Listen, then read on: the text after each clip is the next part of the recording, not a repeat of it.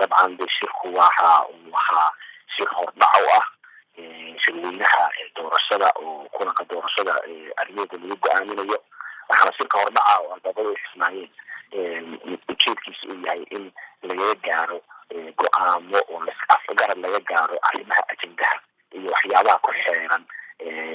shirka doorashada lagu go'aaminayo lagu xalinayo caqabadaha doorashada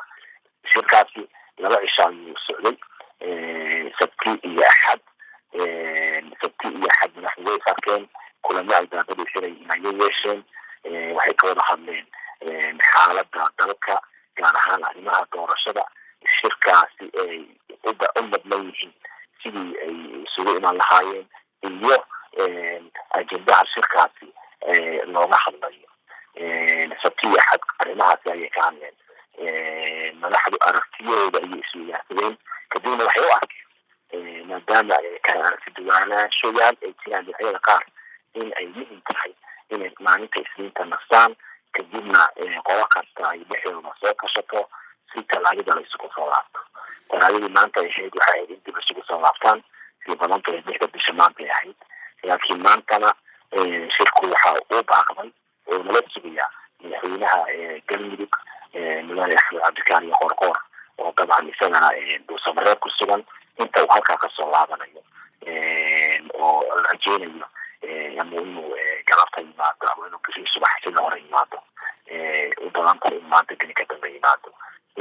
inta imanaya laga sugo markaas kadibna insha allah shirku uu sii socdo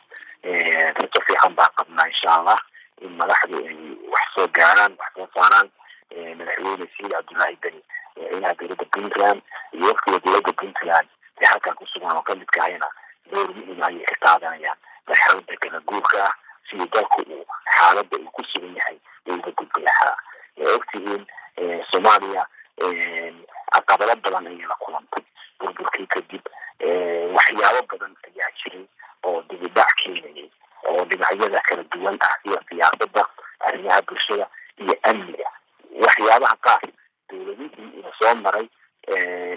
horumar bay ka samayn jireen ama meelaha qaar dhaliilay ku ahaayeen laakiin hal wax baa jira oo soomaalidu ay ka sinay oo dadka soomaaliyeed ay ilaashan jireen waa in marka waqtigu dhammaado madaxweynaha joogaa uu dalka process doorasho geliyo doorashadaasi la qabto oo madax kale ay timaado haddii la doortana isagu isoo laabto marka caqabada waxay ka timi madaxweynihiiba waxa waqtigii ka dhamaaday isagoon doorasho dalka ku jirin isagoon dalka heshiis doorasho gelin iyadoon wax heshiisa doorasho aan la gaarin taas baa keentay hadda in halkaan loo joogo oo madaxdii ay ku kulantan yihiin teendada siyooli oo halkaan oo ah weliba meeshii lagu dartay laguna caleyma saaray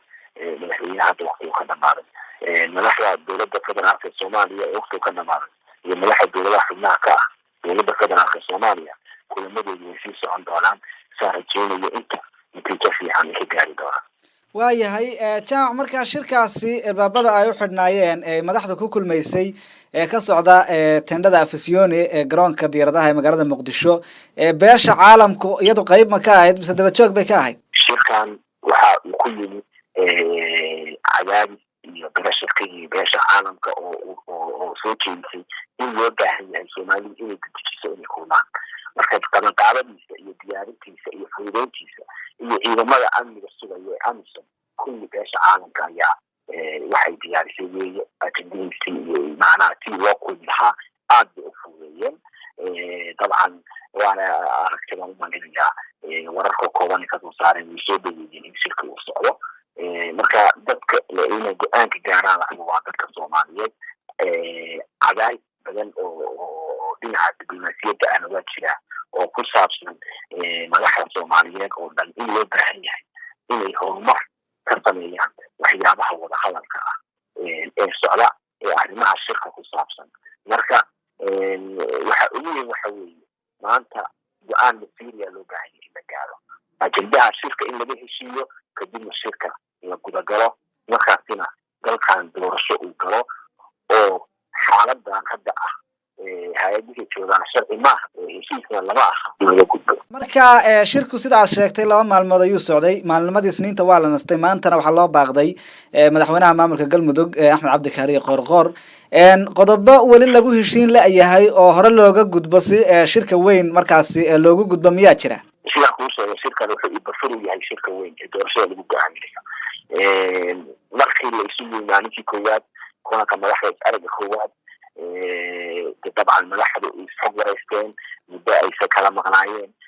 kala warqaateen iswareysteen xaaladdu meesha marayaan ليش يجيده كناش ما تتابعين كلا بير خطر يتابعين مين تاي يجينا حول نفسه وضعه هرمر بركنا كارسيه معنى كلا بعد إن أرسيها يشوي داستين الله حريرة أجندها الشركة إيمان دونا وحيانها أولى ليش يجينا يحكمنا شركة كان بين بالجنبة نحيتها شرية دعاية دولي ده وقت وكان معضل إيمان دونا اللي ده شيء نقول دونا شركة ajendihiisu maxay noqon doonaa sidee ugu habboon oo loo qaban karaa shirkan maadaama uu yahay shirka la rajeynayo insha allah lagu xaliyo caqabadaha doorashada hortaagan oo ka mid tahay dhamaystirka xalinta qodobadii caqabado ka soo laabteen ee heshiiskii 17 September